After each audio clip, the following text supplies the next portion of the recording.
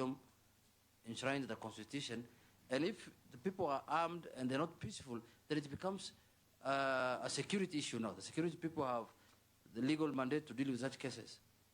Why are you not using Parliament to curtail that right? Thank you, Honorable Speaker. Article 7 gives two conditions for Kenyans to be able to enjoy the right to assemble, to demonstrate, to picket, and to present petitions to public authorities. These conditions are peaceable place and unarmed. Honorable Speaker, we know we have seen armed demonstration, violent demonstrations in the Republic of Kenya. For instance, 1 week ago, we saw doctors demonstrating at the gate of the National Assembly. It was peaceful. It was not armed. That is what the Constitution talks about. Such kind of demonstrations are so much encouraged and well taken care of under the Article 37.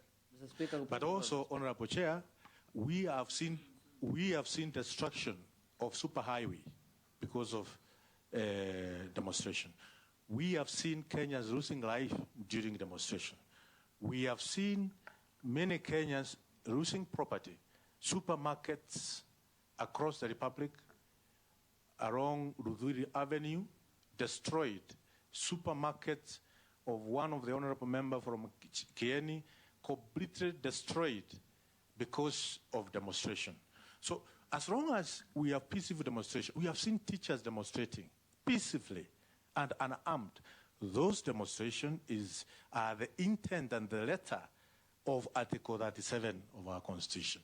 But the demonstration which we have seen, where we have lost life, we have lost property, where destruction of national infrastructure or installations, those demonstrations are not foreseen in our Constitution. Thank you, Honorable Speaker. Yes, no, I'll not allow that. Robert?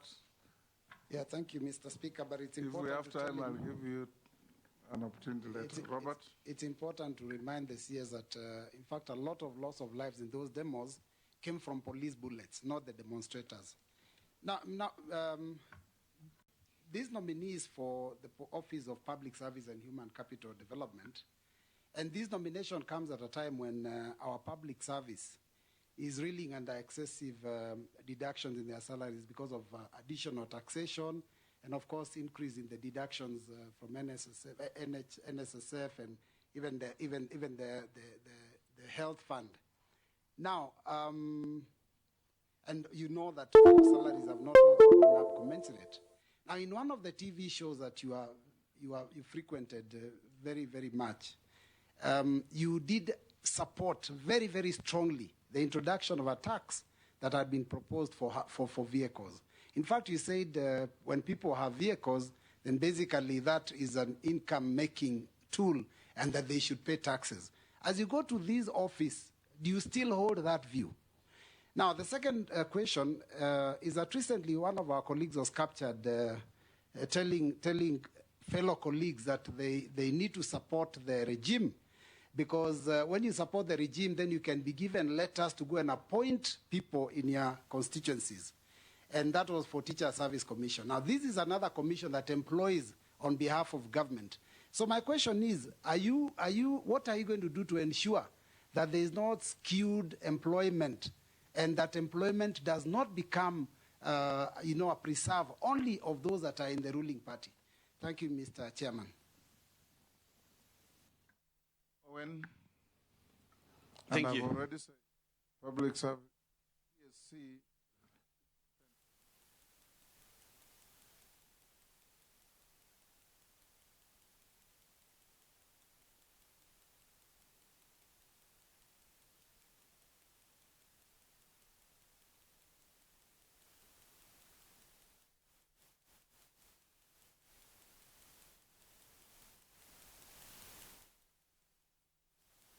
Very in among the youth. And it is also on record that he initiated the process.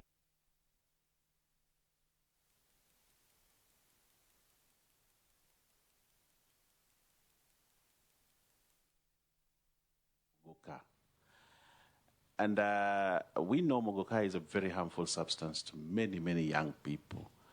And he's been actually at the forefront to push for it being legal and being consumed and to profit his people. I want to use that, his people, those that he represents. Assuming that this committee actually approves you, Honorable Ruku, how are you going to shed off this tag that you only belong to the Mbere people and the Embu people that grow Mira? And how are you going to now take the other road that you have to protect the children of the people that serve in the ministry? One more. Mogoka. I thank you, Honorable Speaker. Take one more. Thank you, Mr. Speaker. Mr. Speaker, the question that I'd like to ask is, despite the responses that has been given by Honorable Ruku, it's really clear that your mind frame, while serving as a member of Parliament, was more towards limitations, if I would say, of constitutional rights. If you are taken, or if you take up this position, you will definitely be taking on a different role where you are not serving a constituency, but you are serving Kenya as a whole. When I look at your CV, in your earlier life, you worked a little bit with the human rights sector, Oxfam, GB, and all that. And you worked a lot on issues of gender-based violence, amongst other things.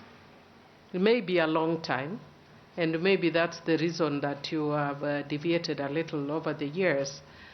So my question to you is, would you be willing to have a clear paradigm shift from what has been evident in Parliament to have a clearer fidelity to the Constitution, where you focus on rights much more, enhance rights much more, and in specific on the issue of gender representation and ethnic diversity, because you'll be at a situation where you'll be called to do that.